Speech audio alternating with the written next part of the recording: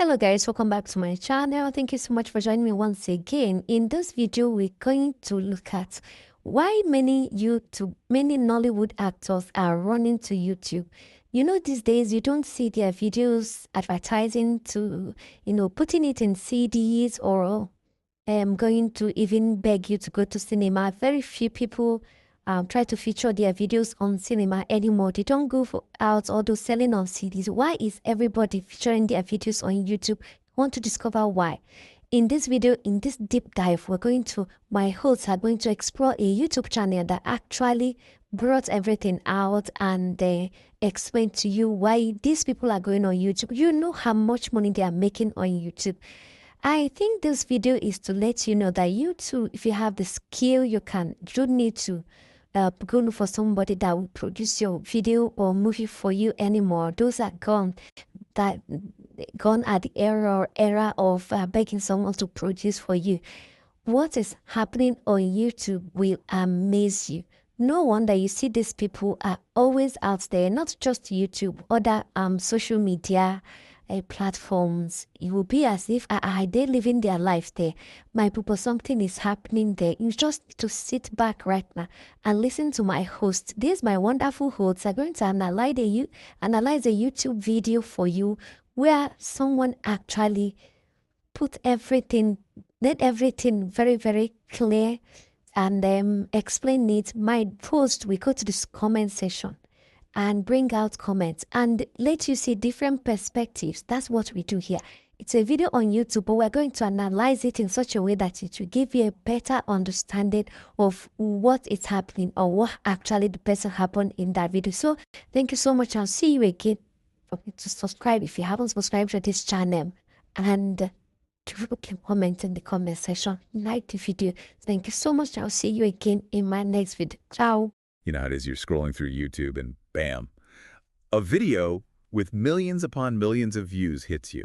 The immediate question that pops into your head, and I know it does for me, is what's the real-world financial impact for the person who created that? Maybe you even caught that Nollywood movie that just exploded with 18 million views in like 2 weeks and thought, okay, this has got to be paying off. That's precisely what we're diving into today.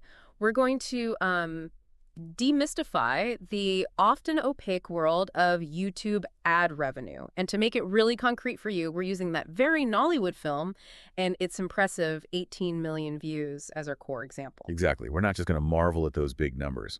Our aim in this deep dive is to really understand the nuts and bolts of how YouTube earnings work.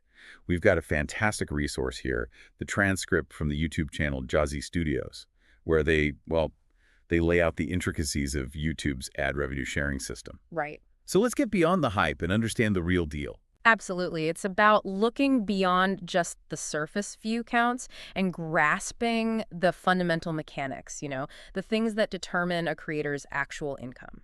Okay, so to get us started, when we talk about making money on YouTube through ads, who are the essential players in this whole setup? Well, at the most fundamental level, there are three key participants. First, you have the creators, the individuals or teams producing and uploading the video content. Right.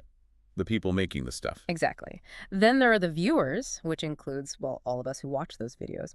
And finally, you have the advertisers, the businesses and organizations looking to get their promotional messages in front of those viewers. Right. That's the basic setup. Now, how does the actual money move between these three? What's the flow? Think of YouTube as the central marketplace here. Advertisers who want to reach a specific audience go to YouTube, a platform with an enormous reach, as we know. Huge reach. They pay YouTube to display their ads on videos that creators have chosen to monetize. When viewers like you watch these videos, they are often shown these ads.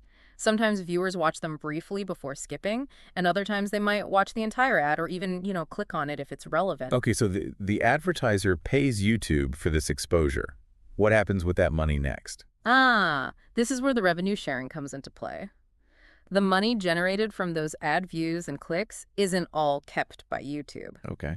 A portion of it is shared with the creator whose video hosted the ad. YouTube takes its share, and the creator receives the remainder. It's essentially a partnership. A partnership, right. YouTube provides the platform, the audience. And the creator provides the content that attracts that audience. Yeah. That makes sense. So it's definitely not a direct views equal dollars situation. There's a split involved. Now, our source kept mentioning these terms, CPM and RPM. What exactly do they stand for, and why are they so critical to understanding what a creator actually earns? These are indeed the key metrics we need to understand. CPM stands for cost per mil, or cost per thousand views. This is the amount that advertisers pay YouTube for every 1,000 times their advertisement is shown. Okay, per thousand showings of the ad. Correct. So if an advertiser bids, say, a $10 CPM, they are essentially paying YouTube $10 for their ad to be displayed 1,000 times on various videos. Got it. That's what the advertiser's putting in. Now, what about RPM? How does that differ? RPM stands for revenue per mil, or revenue per thousand views. This is the crucial number for creators because it represents the actual revenue they earn for every 1,000 views their video receives after YouTube has taken its cut. Ah, okay. It's what lands in the creator's pocket, so to speak. So CPM is the gross amount advertisers pay YouTube, and RPM is the net amount the creator actually sees. Our source even gave us some real-world figures for a Nigerian entertainment channel, didn't it? It did, yeah. What do those numbers illustrate? Yes. The Jazzy Studios transcript cited an example of a $5.64 CPM and a $2.16 RPM for that particular channel.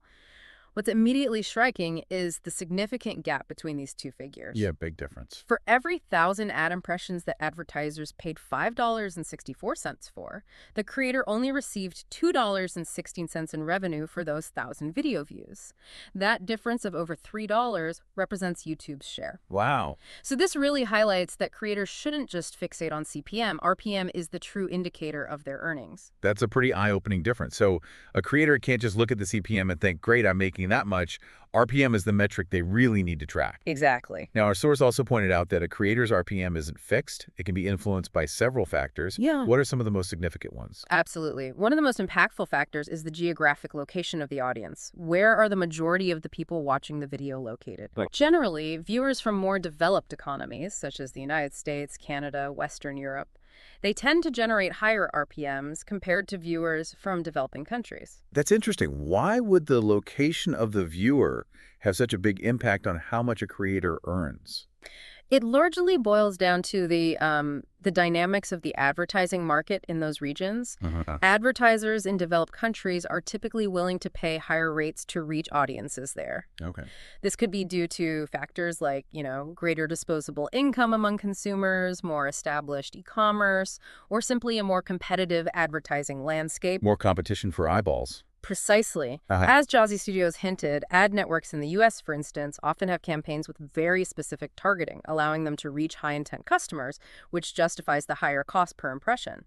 This level of granularity in advertiser demand isn't always as prevalent in developing markets, leading to lower bids and consequently lower RPMs. So for that Nollywood movie, viewers in Kenya, the U.S., South Africa, it's a mix. Exactly. Its overall RPM will be influenced by that blend of audience geographies. The U.S. viewers will likely push it up, while others might pull it down slightly compared to a purely U.S. audience. Okay, that makes sense. Different markets, different advertising values. What's another key factor that plays a significant role in determining RPM?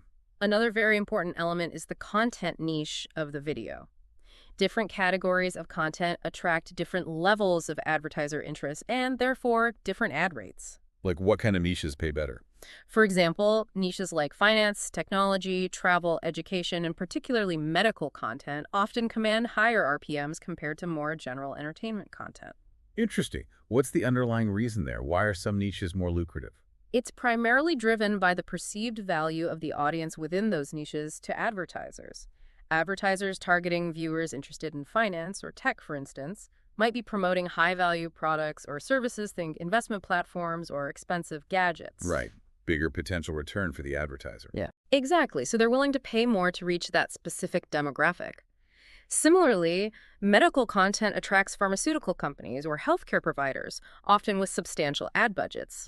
On the other hand, while entertainment has broad appeal, the advertising budgets might be more varied, leading to a wider range of CPMs and potentially lower averages compared to those specialized areas. So a channel that reviews the latest tech gadgets might earn more per 1,000 views than, say, a channel that posts comedy skits, even if they have a similar number of subscribers and viewers. That's quite often the case, yes. The advertisers in the tech niche are likely bidding higher CPMs to reach that engaged audience, which directly translates to a higher RPM for the creator of the tech review content. All right, we've covered audience, location, and content niche. What else did our source highlight as being particularly relevant for understanding the RPM of Nollywood films specifically? For Nollywood films, two additional factors appear to be quite significant: the duration of their videos and their production costs. Ah, yeah, they can be long. They frequently are, often ranging from 1 to 3 hours. This extended length provides more natural opportunities within the viewing experience to insert advertisements. Without annoying the viewer too much. Hopefully, yes. More ad slots. Plus, longer videos tend to keep viewers engaged for a greater amount of time, which YouTube's algorithm often rewards with increased visibility, indirectly leading to more ad impressions over time. So more watch time, more natural breaks for ads, can lead to more revenue opportunities. That makes sense. Now, what about the production costs? How do those potentially influence the RPM? The information from Jazzy Studios suggests that YouTube considers the investment creators make in their content, especially the financial outlay for production. Okay. For a Nollywood film, this would include expenses like paying scriptwriters, directors, actors, camera crews, securing locations, equipment. It all adds up. For sure. It's not cheap to make a movie. Right. And YouTube seems to factor in that these are considerable investments compared to, say, a short vlog filmed with a smartphone. While there isn't necessarily a specific algorithm publicly disclosed that directly links production cost to RPM. It's not like cost $6 to get Y RPM boost. No, probably not that direct, but the suggestion is that YouTube may offer a slightly higher RPM for content that demonstrates significant production value. It's maybe a way to incentivize the creation of such engaging, longer-form content that keeps viewers on the platform. So YouTube kind of recognizes the effort and expense that goes into creating these feature-length films when determining their earning potential. That's the implication from our source, yes. It's a way to encourage the creation of high-quality, longer content that can retain viewers for extended periods, which ultimately benefits YouTube as well, doesn't it? Yeah, makes sense. Okay, let's tie this all together with our central example, that Nollywood movie that generated 18 million views in just 2 weeks. Based on what we've learned from our source, can we try to estimate the kind of revenue it might have brought in? We can certainly make a reasonable estimate. Jazzy Studios mentioned that a least RPM that YouTube might assign to a Nollywood movie is around $5. Now, it's important to remember that this is a very conservative, lower-end figure. Right, the minimum baseline. Exactly. Considering the factors we've discussed, the likelihood of some U.S. viewers, the film's probably substantial length, the production costs, the actual RPM could very well be higher, maybe in the $7 to $10 range, or even more if it really hit a sweet spot with advertisers. But let's stick with that $5 RPM as our baseline for now, just to get a sense of the minimum. How would we calculate the potential earnings from 18 million views at that rate? Okay, the calculation is quite straightforward. RPM is revenue earned per 1,000 views. So first, we need to figure out how many thousands are in 18 million. Divide by 1,000. Right. We divide 18,000 by 1,000, which gives us 18,000. Okay, 18,000 blocks of 1,000 views. Precisely. Then to estimate the revenue, we simply multiply that number of thousands, 18,000, by our assumed low-end RPM of $5.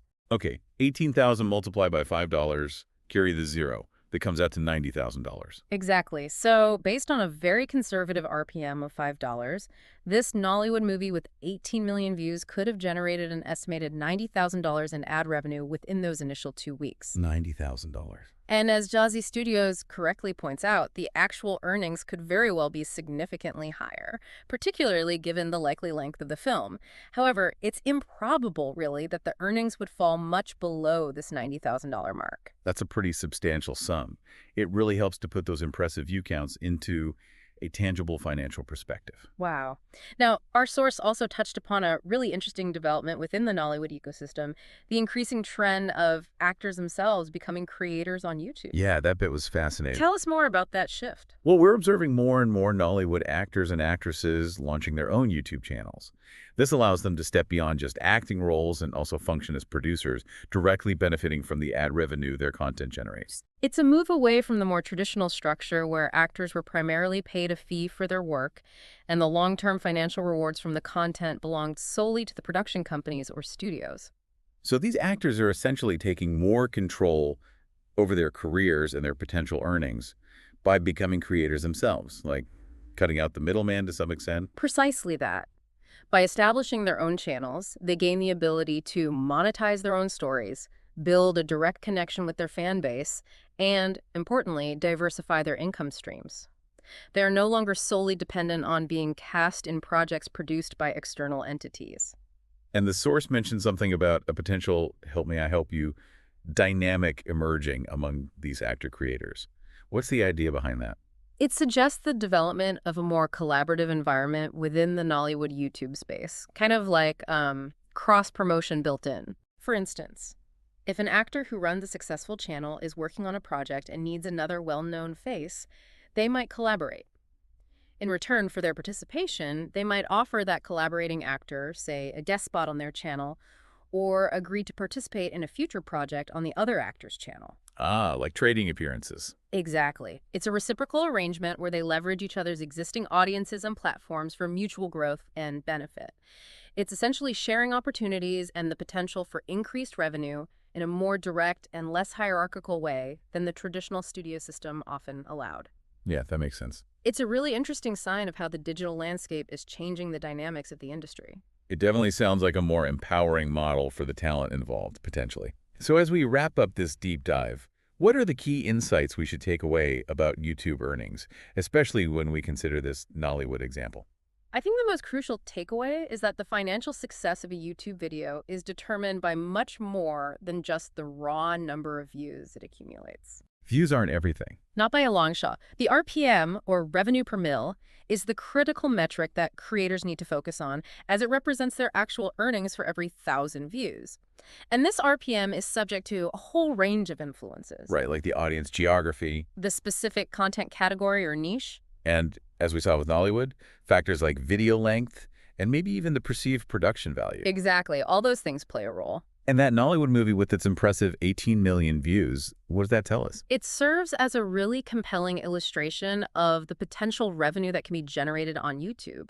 While our conservative estimate put its earnings around $90,000 for the first 2 weeks, the actual figure could realistically be higher. Potentially much higher. Could be. It underscores the significant financial opportunities that exist on the platform, particularly for content that really resonates with a large audience.